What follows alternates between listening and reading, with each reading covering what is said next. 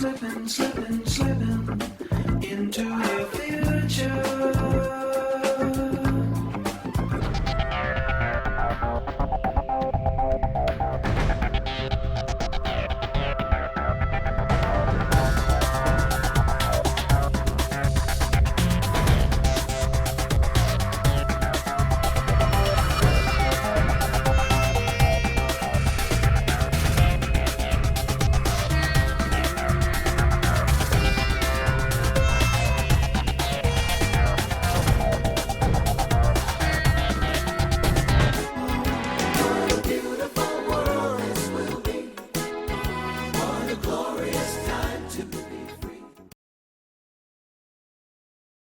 All right, here we are, ready to go, back in action with our weekly foray into all manner of things that we feel like talking about. It's just that simple. So what's going on there, Mr. Fishman? Well, we have a big show tonight. Oh, really? Oh, geez, I didn't get the memo. Oh, you didn't? No. I thought it's just as bad as all the other weeks tonight. Well, I just figured, you know, I just basically show up, you know. You're the one that carries this whole thing. Oh, I thought it was Marie. Ah, see, there you go. Somewhere behind the scenes. Marie, we've got Marie and Donna and Sandra. So we, you know, at least 3 viewers, that's enough for us to get going. Oh. Well, that's 2. I see a Marie and somebody named Snow, so that's 2 people. Oh, all right. Absolutely. So anyway, we are talking tonight about, I think, a very interesting topic that, you know, we usually talk about things like this in February, but just so happens that there's a new movie coming out on Friday, which I think it's pretty amazing that they have actually done this, you know, as a Hollywood big screen movie. It's interesting because, you know, Hollywood, in some circles, they're starting to really pick up on some of these really, really good stories, historical stories. I don't know if you saw Hidden Figures, which is, yeah, wow, what a great story about these African American women who were so instrumental in helping NASA to really solve some of their most vexing mathematical equations and problems. So, I mean, that was amazing. And now, of course, we've got this new movie coming out Friday, which is called, do you know? I just know it's about Harriet Tubman. I don't know the name of the movie. Yes. Yep. And they've just basically labeled it Harriet. Keep it simple, right? And so, yeah, I'm fascinated by that. I think it's awesome that, you know, people are researching and looking to turn some of these important historical figures into a medium that, you know, the average person can appreciate. I mean, I don't know about you, but I was not a huge history buff when I was growing up. And, you know, having to read the history texts or biographies and all those sorts of things was not high on my list. How about you? No, not particularly either. When I was a kid, I loved to read the history of, you know, sports, different sports books, and study the history. Sure. History in general when I was young. Yeah, it's amazing. I mean, I have a much greater appreciation for history and you know, all of that sort of thing at this point than I did way back then. But the point is here is that this I don't know, new fascination that Hollywood has with bringing historical figures to light, it's awesome. I mean, Alan Turing was featured in that other movie with Benedict Cumberbatch. I can't think of the name of that one, but he was another one that was one of these geniuses. And Benedict was also in another movie that was recently released that I also want to see. It's a documentary style. Anyway, I greatly applaud this new focus and direction that Hollywood's taken to bring these historical characters back to life and help, everybody to really appreciate what they've contributed to society and even, to the U.S. in general.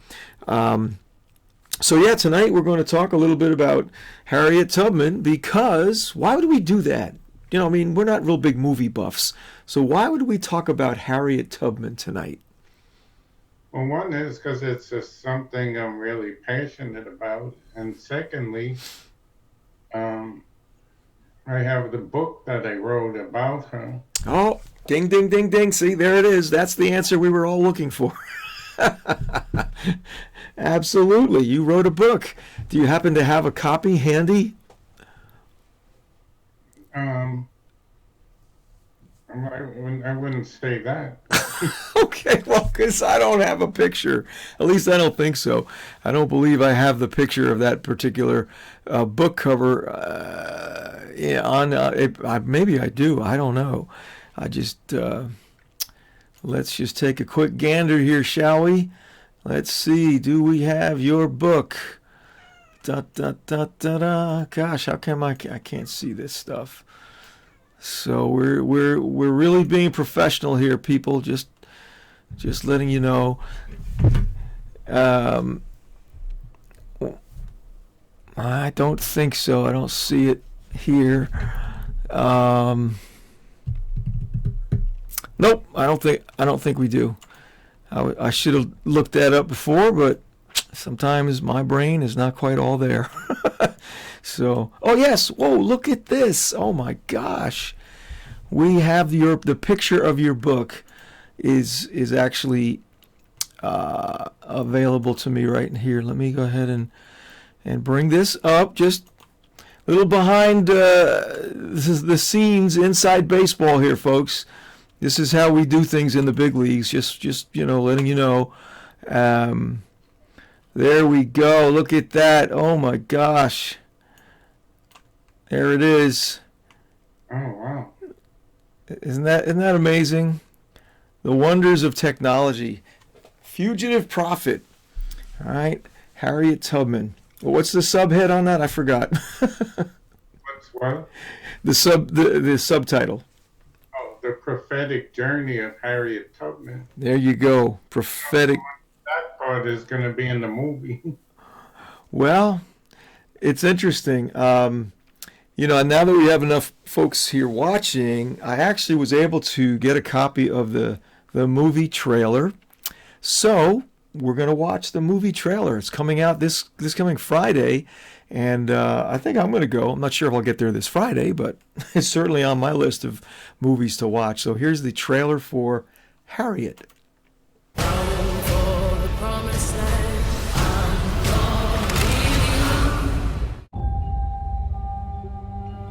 There's not much time. You got to be miles away from here before dawn. Where is she? Follow that North Star. If there are no stars, just follow the river. Listen for them. Fear is your enemy. Whoa, easy now. I'm gonna be free or die. I don't know if you know how extraordinary this is, but you have made it 100 miles to freedom all by yourself. Would you like to pick a new name to mark your freedom? Harriet Tubman. You are welcome here anytime. If I'm free, my family should be too. I made up my mind, I'm going back. You're confident, composed, when trouble comes. You'll be ready. Papers. Says here you're 5.5 feet tall. You ain't more than 5 feet. Must have won my high boots that day. Why you back here? It ain't safe. I come to get you. Bring all of you to freedom. Do you know what would happen if you got caught? You got lucky, Harriet. I made it this far on my own, so don't you tell me what I can't do. For the promised land, I'm gonna leave you Harriet, welcome to the Underground Railroad.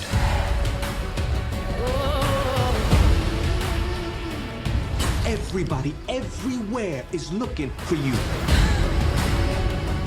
God don't mean people to own people.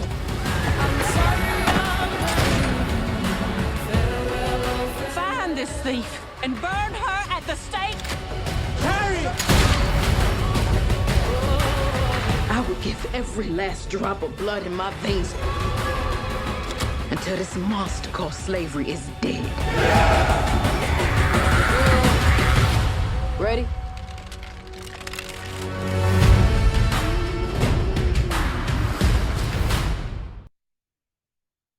Wow. Oh my gosh. That looks good. Whew. What do you think? Say again? They got you hooked, right? Oh my gosh. I'm telling you, it's a looks like a very, very good movie. Definitely would not, hesitate to go see that one. I don't know, what is that the first time you're seeing the trailer? No, I've seen it on TV before. The trailer? Okay, cool. Awesome, awesome. So, I mean, this is a bunch of things there that I was very surprised to see concerning who, the movie portrays her to be. But when you were first really looking at this, with maybe the idea that you might write a book, what attracted you to want to know more about Harriet Tubman? Well, what attracted me in terms of writing a book was that things that I started reading things that said that she had dreams and visions. And that was how she was able to do everything that she did. She really was a prophet. And that's so in terms of writing a book, that's what I felt so attracted to, because so much of the prophetic today is just going from conference to conference and prophesying over the same people that show up at the same conferences. Basically, that's a lot of what a prophet does. You go to conferences, and the people that come, who we most likely were at the last 10 conferences, they come up with their tape recorders and their phones, get a word. But here, I was so mesmerized, because here was someone who used the prophetic to help other people get free, to someone who was so sacrificial that she laid down her life in order to help people find the same freedom that she did. And she did it through all the prophetic gifts and through faith. And everything that she did, she had a vision for before she did it. That's why she never got caught. She knew who to trust, because she saw different people in dreams, and then she would literally meet these people. It's not the type of dream interpretation that I do. Everything's symbolic, and then, we try to unravel the message. With her, she literally saw people and events. Why? Because her life depended on it. Maybe that would happen more to us if our life depended on it. Maybe God wouldn't speak to us as much in riddles and symbols. The scripture said to Moses, he didn't speak that way. He spoke mouth to mouth, as a man would speak to a friend, and that's just how God spoke to Harriet Tubman.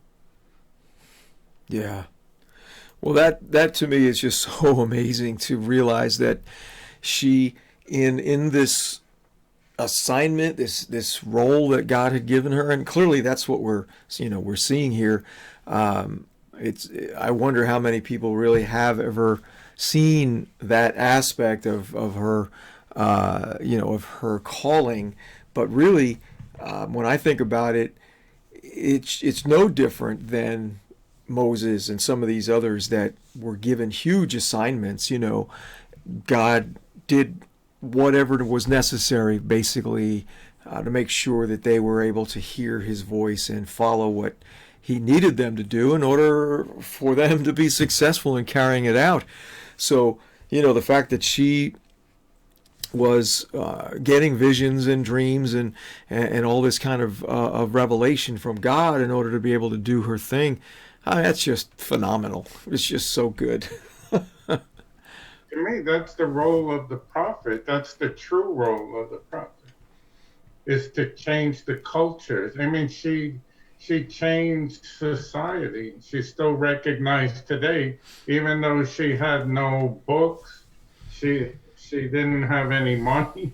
She didn't promote herself. She didn't care if she was totally unknown.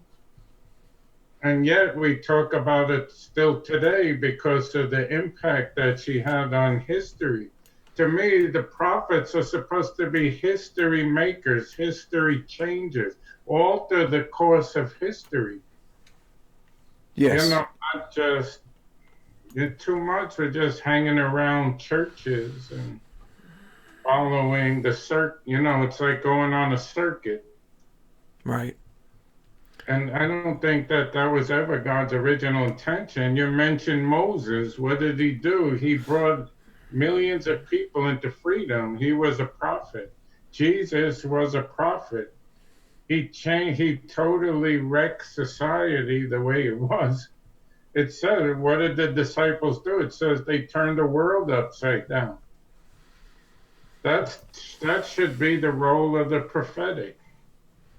That should be the role of the apostolic. It can't just be about how many likes you have on Facebook and how many conferences you speak at and how much money you get when you show up somewhere.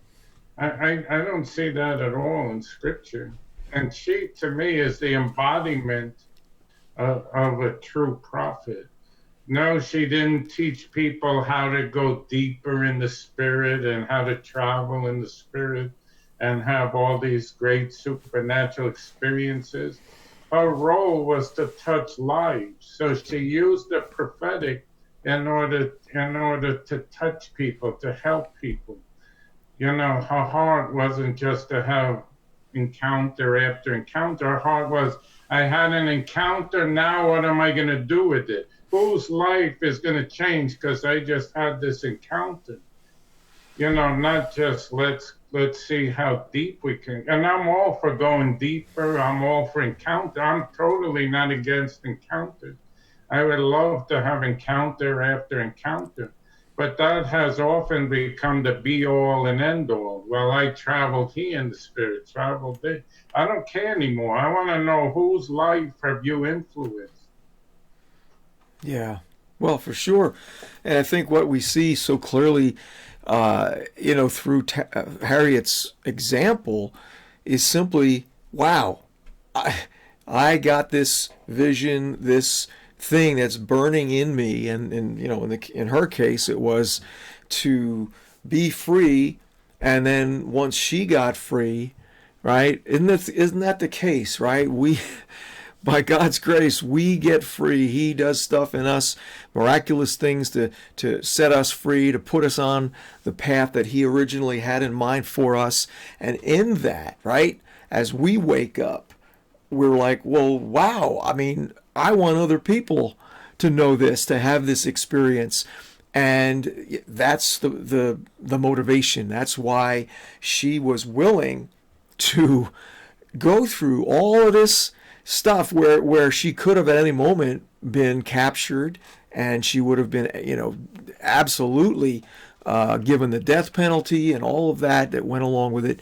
Yet she knew that this was something that God had put in her heart, that burning passion, that burning vision that you get from God concerning what He's called you to do. But then, oh my gosh, then you're faced with, well, how am I ever going to do that? There's no way I can do that.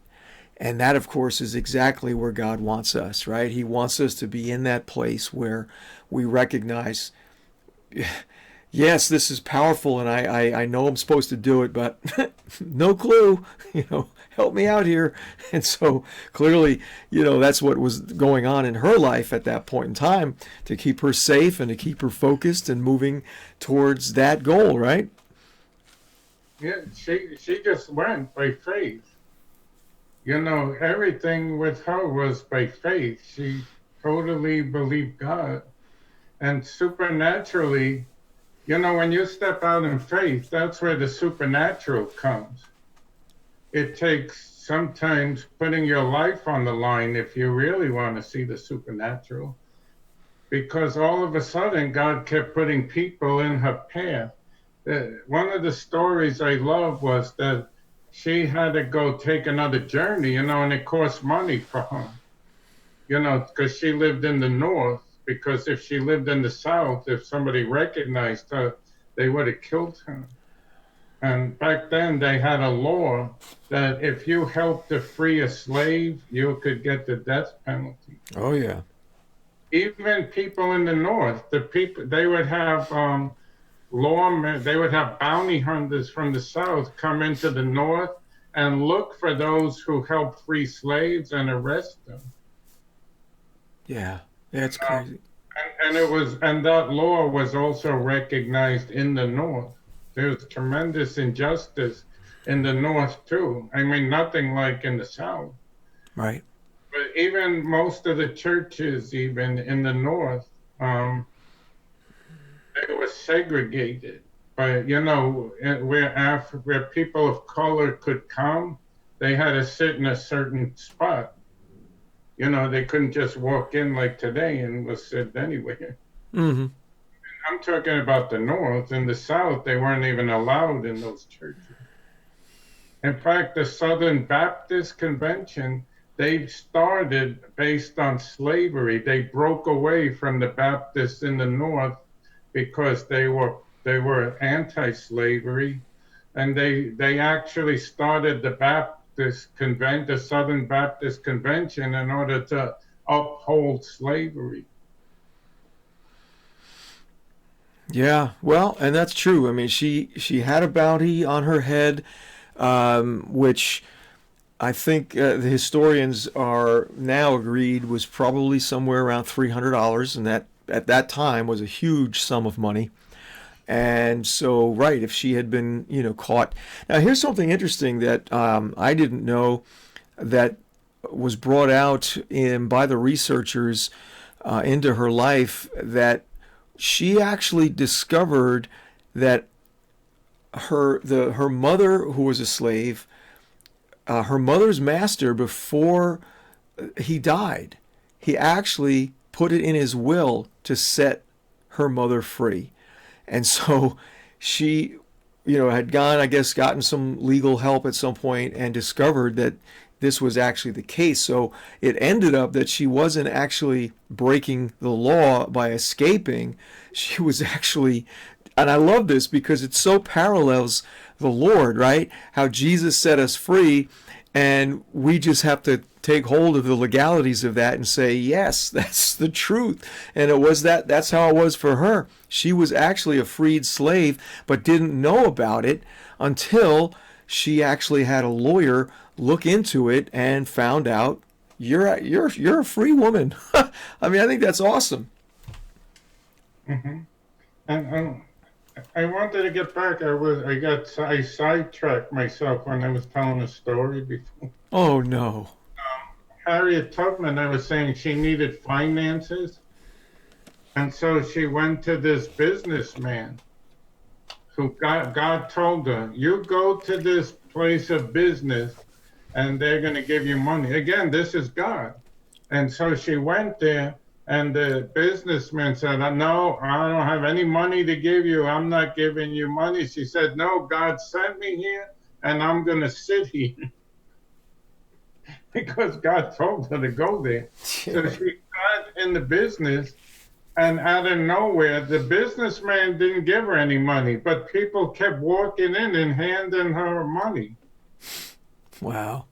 Supernaturally, and then she had enough money for her trip. That's great. she just said by faith. Um, no, God told me you're not chasing me out of here because God told me this is where I was to go to get provision. Yeah, man. And she didn't push the guy. She just said, I'm sitting here. And people just kept coming and coming, and she had more than what she needed. Yep. I mean, that's the supernatural there, supernatural provision. I think we'd see a lot more of it if we would just step out in faith and use what we have for the kingdom Right. and get money for kingdom purposes. We'd probably see a lot more of that kind of supernatural supply coming. Yeah, absolutely. I've heard many testimonies over the years of that same kind of thing where God would speak to somebody and say, go to the airport because I want you to fly to such and such a country, and the person didn't have any money at all, but invariably before the flight left, someone would walk up and say, God told me to give you this money so you can buy a ticket, or they would give them a ticket. I mean, God is amazing with with these kind of things.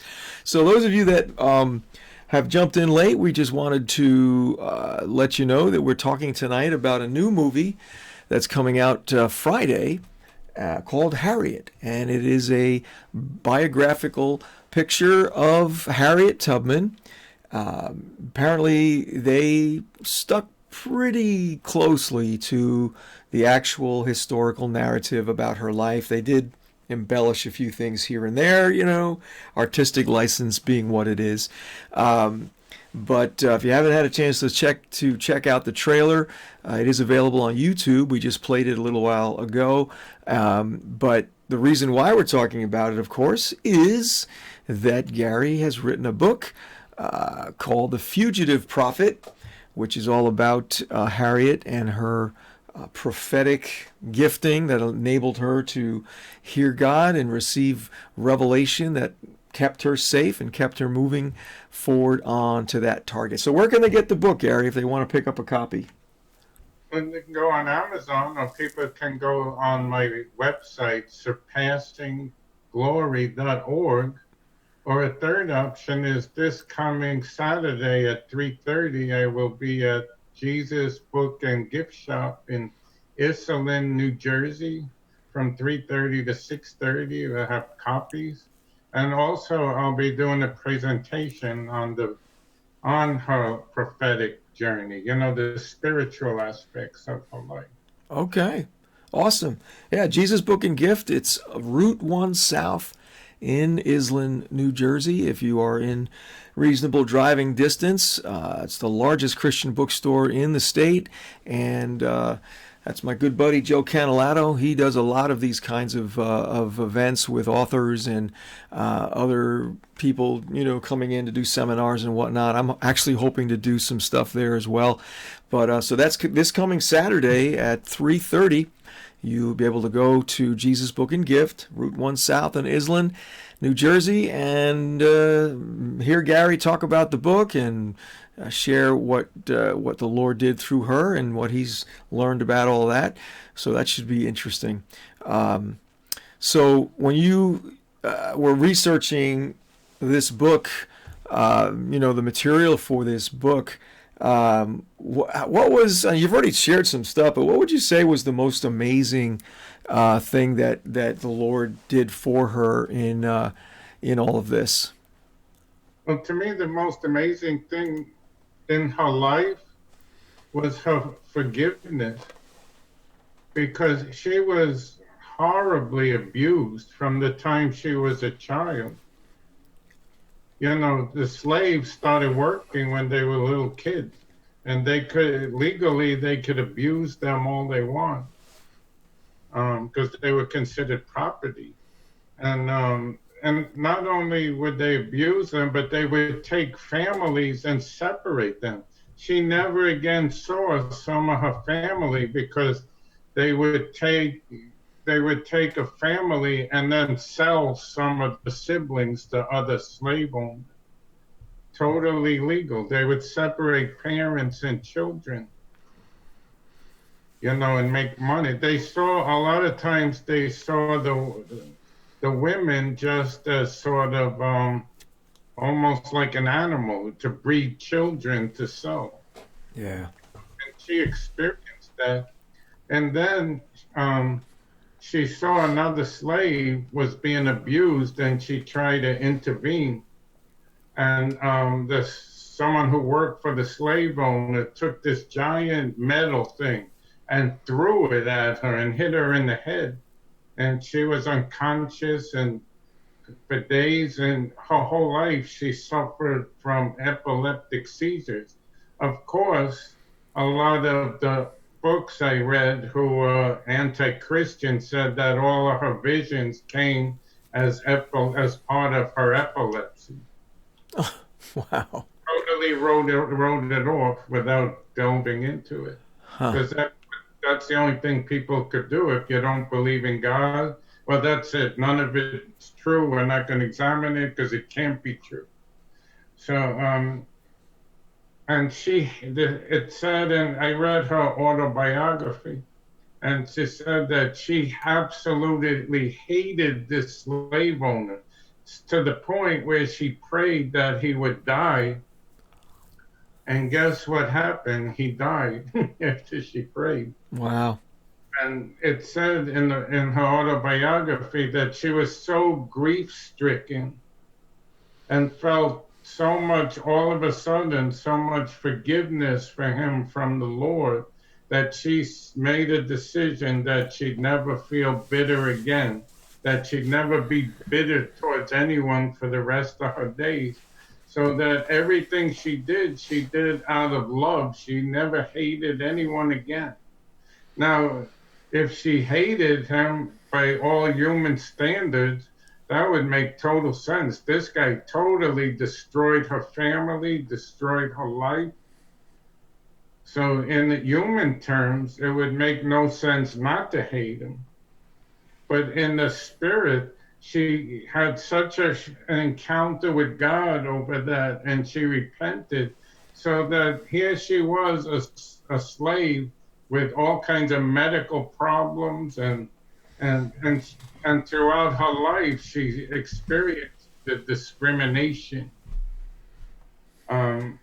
even getting beat up for sitting on the white part of a train while she was in the military. But she refused to hate ever again. And when she could, she helped people of different colors. Later on in her life, she opened a home, for the sick and elderly. And she had people who were white living in her own house after all that would happen to her.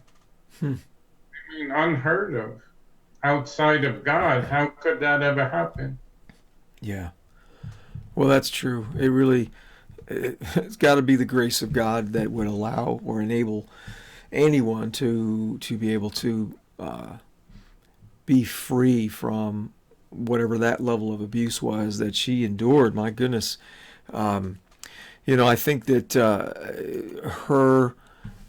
what I love about her story, which again something I wasn't aware of, is that she wasn't content to accomplish, what others might consider to be enough. Whatever the enough is, right? We all would have a definition of enough, and she freed probably close to 100 slaves by herself, with what she did, but that wasn't enough for her. And so I was surprised to learn, you probably already know this, that she did go into the military to be part of the military operation that took place after the Civil War was over, and they actually went and freed over 700 slaves. So, this was an amazing thing. Not that she did that all by herself, but she was part of that ongoing operation of the military, of the Northern military, to free slaves that maybe had not heard the good news or whatever. I'm sure there was a lot of slaves that weren't being given the full truth about it because their owners didn't want to lose them. So yeah, I think that was amazing. Let me tell you something else you might not know. While she was in the army, she was supernaturally healing the soldiers Wow. because they had back then, was it the bubonic plague? Hmm. It was a plague, a severe plague. And she made up some kind of concoction, and was giving it to them and praying, and they were all getting healed, Hmm. like one after another. So everyone was bringing the sick to her. See, there goes your supernatural healing for those who have a hunger to see the healing power of God. There you Right? go out where the need is. Don't sit in the church and wait for sick people to walk in. A lot of her ministry well, it wasn't a ministry, obviously, but Yeah. a lot of work for the Lord was healing. God used her to supernaturally heal hundreds of soldiers. Yeah, that's phenomenal. Oh my gosh. Yeah. So almost everything that she did was supernatural. And even, with the Civil War, when the war ended, all of the people were dancing and jumping, and Harriet Tubman was just sitting there. So they asked her, well, why aren't you celebrating with all of us? She said, I already saw this in a dream 3 years ago. I celebrated back then when God showed it to me in a dream. And she started, when she had the dream, she rejoiced, she danced, so that when it happened in real life, she said, I already knew all this. I already experienced it. God showed it to me already. Yeah. So she just sat there like, I mean, what kind of faith is that? When do you see that type of faith? Someone had a dream and they're so sure that God is going to do what they saw that it's like it became boring when it happened, because I knew this for sure, without a doubt, because I know God and I know when he shows me something, it's true without a doubt. Exactly. It's Where is that type of prophetic today? right. I mean, for her, it was a rerun. It's like, oh, I already saw this picture. No, it wasn't. Well, we're all going to give this prophetic word, and then and write books about it. If it doesn't happen, we'll just take it off the website. She was totally convinced, totally sure when she had a vision, and she staked her life on her vision. Mm. She would know where to go, where not to go. Yeah. Amazing. And here's another supernatural thing that happened. One night, things didn't work out the way that she had planned it, because sometimes she'd go to free a slave, and the slave decided not to go. Oh boy. When you think about it, it's not that easy, to face death all of a sudden, face the possibility of death. And there were people, members of her own family, who even her husband refused to go. She went to free her husband. He said, no, I'm staying here. Yeah. And it turned out he even had married someone else. So one night, because all that happened, and it was the winter time, so she had to hide because somebody saw her and they came looking for her. And she laid in a field in the snow all night, and it was snowing and freezing all night. And when she got up, she wasn't sick at all. There was no ill effect, no frostbite, nothing. Wow. I mean, this is like biblical proportion stuff here, no? Yeah, absolutely. But again, it makes the point that when we get an assignment from God that requires more than we could ever do on our own, that's where she was. And she realized that, okay, God, if you don't come through, I can't do what you've called me to do. And that approach, that mindset we all have to have that, because every single one of us, obviously we may not be called to something along these lines, but we all have a very real, very specific calling from God to accomplish something that will change the world in some way, bring glory to Him, and all of that. And yet, many times, we'll be stymied or confused or really unable to move forward because we bump up against something that seems like it's an impossibility. Well, she is a great example of someone who refused to accept anything as impossible because of what she knew God had called her to do. So it's like, all right, Lord, I don't know how you're going to fix this, but you have to, because I can't do anything until you do. And I just love that. It's so powerful. Especially when it means laying all night in the snow.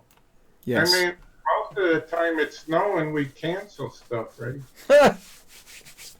Oh, no, or even if it's not snowing, it's supposed to snow, forget it, we're not going to do what we were going to do. There she was all night laid out. And all of a sudden, this is another time they were laid out all night. And and all of a sudden, out of nowhere, somebody came with a wagon full of supplies and left it there. And they got in the wagon with the horse and rode off. What? So an angel came by with a loaded wagon. I don't know if it was an angel or somebody who God spoke to. Oh, okay. They even find her there. Wow. They just left the wagon, and then she went on her way and then left the wagon at the next place. I don't know. I forgot whether she actually found out who it was. Right. Because there were people that were helping along the way, and that's why it's called the Underground Railroad. Yes. And most of those people were Christians. Actually, they were what were called Quakers. Mm-hmm. And a lot of them lost everything, for helping. Yeah. Quakers, again, and they're still around today. I don't think they're what they were. But during slavery, they took a stand because they believed if slavery is wrong and God is against it, then it must be willing to die. We have to be willing to pay the price to die for it. To me, this is Christianity 101. Yes.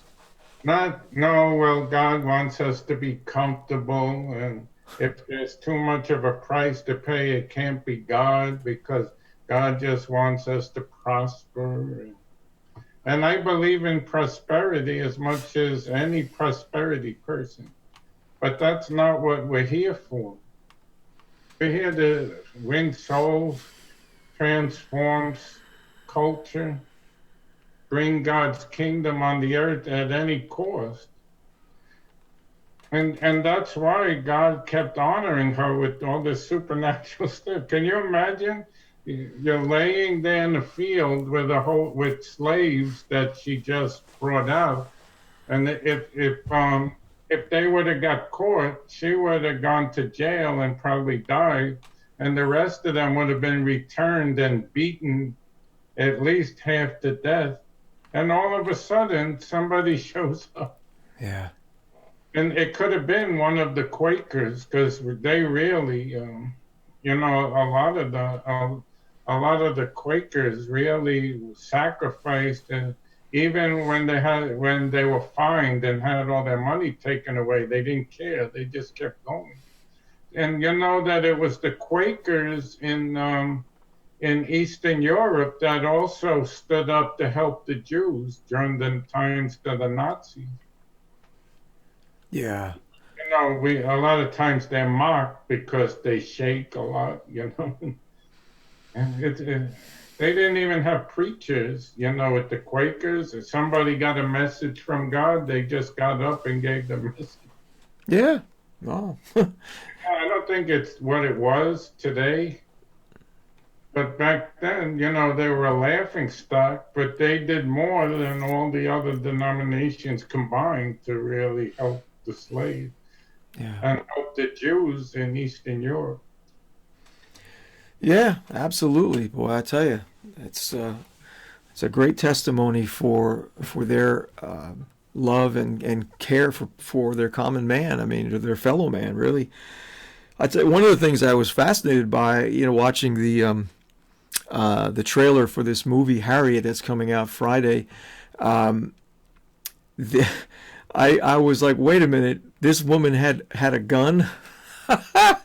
Yeah, and personally, I love that. I'm not one of these, people that think that, guns don't kill people. People kill people, right? That's. I know that many don't agree with that, but but to see her as someone that is really following the Lord's lead and hearing the Lord, yet knowing that, what, I got to do what I got to do, and I can't go out there defenseless.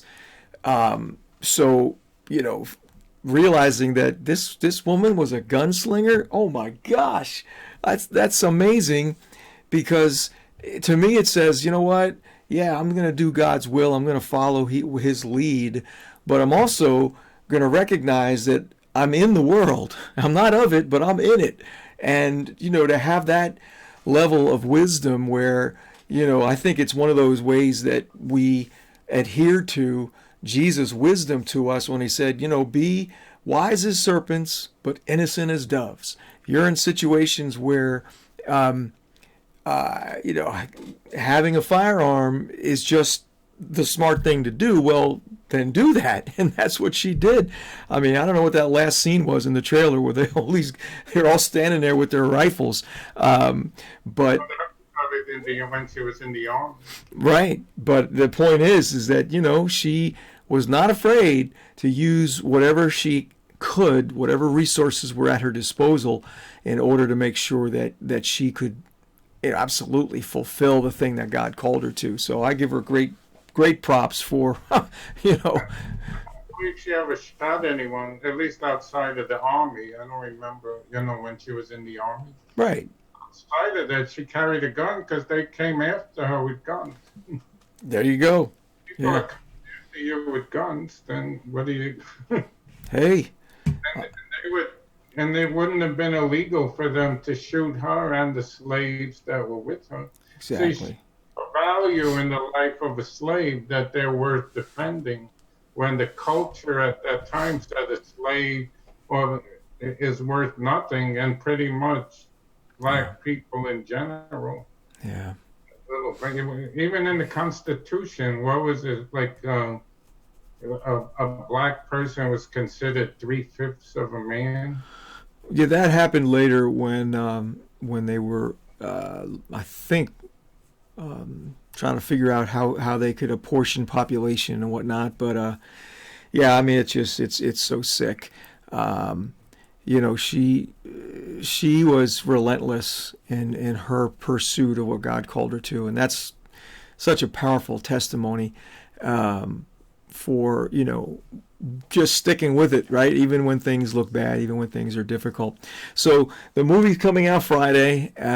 You are going to kind of piggyback a little bit on the release of this new movie about Harriet Tubman by actually doing a little seminar on Saturday, right? So maybe for the folks that kind of tuned in late, you want to repeat that?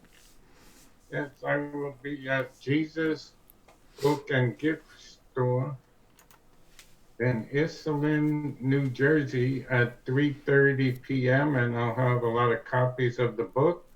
And I'm going to do a seminar on Harriet Tubman.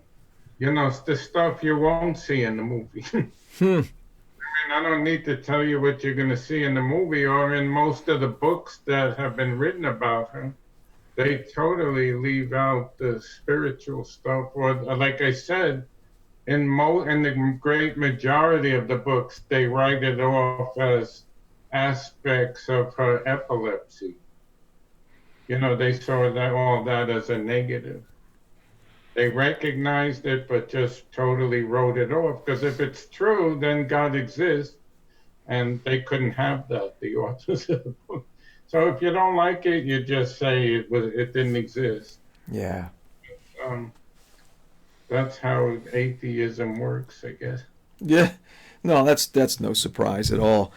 So yeah, that's this coming Saturday at Jesus Book and Gift. They're on Route 1 South in Islin. So Iselin, Islin, New Jersey. Route 1 South. You can check that out. And it's a free event, right? Yeah, it's free. Mm-hmm. Yeah, good. All their events are free at the bookstore. Yeah, absolutely.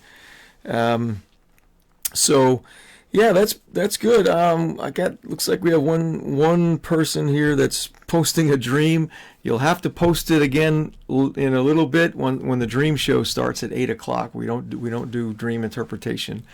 Does anyone have any questions or comments on it? Let me see. Any questions or comments? We're talking about the movie coming out on Friday about Harriet Tubman, as well as Gary's book, which covers her life, but from a prophetic perspective, how God actually spoke to her on numerous occasions through dreams and visions, giving her direction, specific instructions on what to do, where to go, who to see, what not to do. I mean, oh my gosh. So if you, Finances? yeah, finances, the whole 9 yards. So, and you can actually, if you can't get there Saturday to the bookstore, you can go ahead and pick this up on Amazon or on Gary's website, surpassingglory.org. And I guess on Saturday, are you going to sign copies of the book for people? If they insist, sure. If they insist. I might lower the value of the book for them. Oh, I see. All right. Well, I don't know, but I don't see any questions. Let's see. Let me scroll down here. Allison says that she was like Moses, which I think is a good comparison. Right, but she had the same heart, to set the people free. That's what Moses did. He brought people into freedom from slavery. Mm-hmm. Yeah. They called her that. She was known as Moses because of that. Oh, they actually called her that. Yeah. Ah, interesting. Huh. And when she went to when she would go to free a slave, like I said before, a lot of times they wouldn't come because they became afraid. Yeah. But when she would show up, how she would let them know she was there. There was a song that the slaves sang, a Christian song that they wrote. It's become a hymn. And it's still sung today, but it's called Go Down Moses. So she would start to sing it and to let the slave know that she was there. And if they responded and sang with her, she'd know that they were ready to go. If they didn't respond to the song, she would take off. Wow. Man, that's like having a secret password or handshake or something like that. But it was. A lot of the hymns were actually used in that way, the songs that they wrote. Mm. A lot of the songs were metaphors for freedom, because they saw that in the Bible, the slave. Right. Yeah. Wow.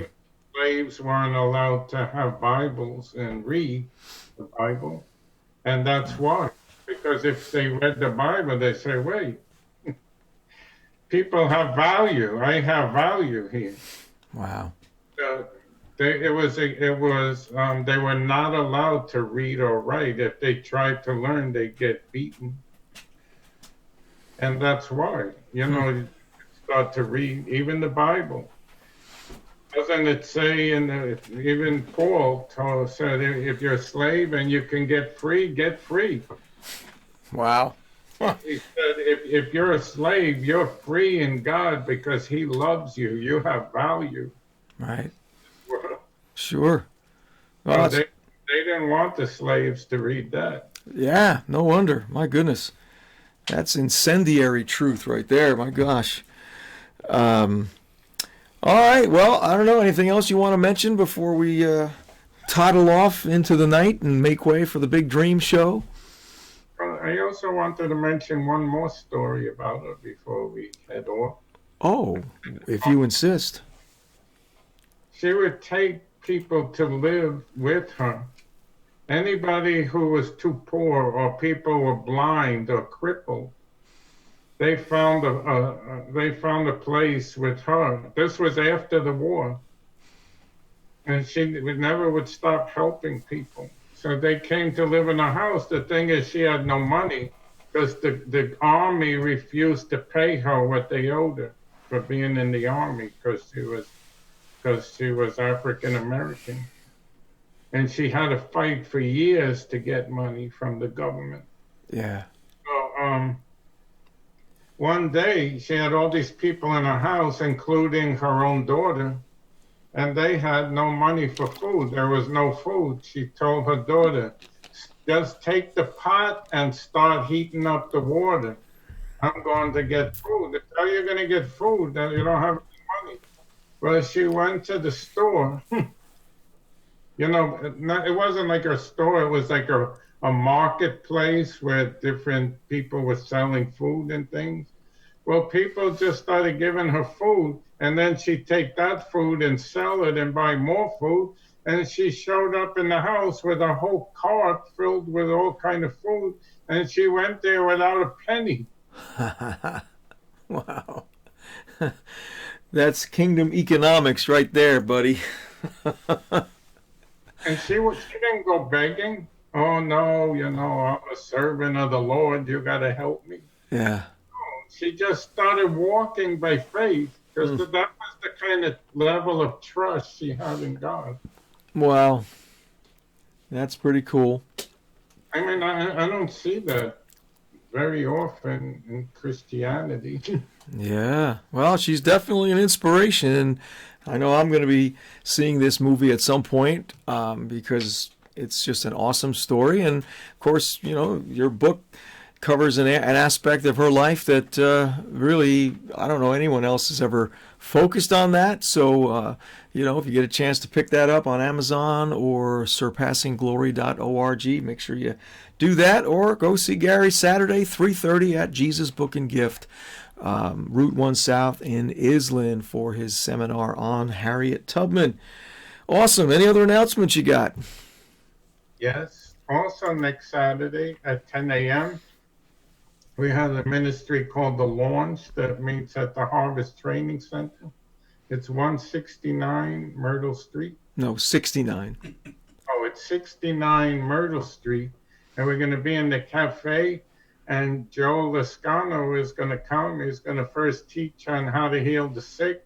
And then we plan to see signs, wonders, and miracles follow the teaching of the word. Amen. So inviting people, bring the sick, the infirm, the handicapped, all those who need healing. And we're going to believe God for miracles. That's from 10 a.m. to 12 p.m. this coming Saturday. And also the next week is the big conference coming up, right? And I'm sure you got something on there. Yeah. Well, actually, no. The old brain, got so much going on here. Yes, but Saturday afternoon, we are doing a very, very special seminar.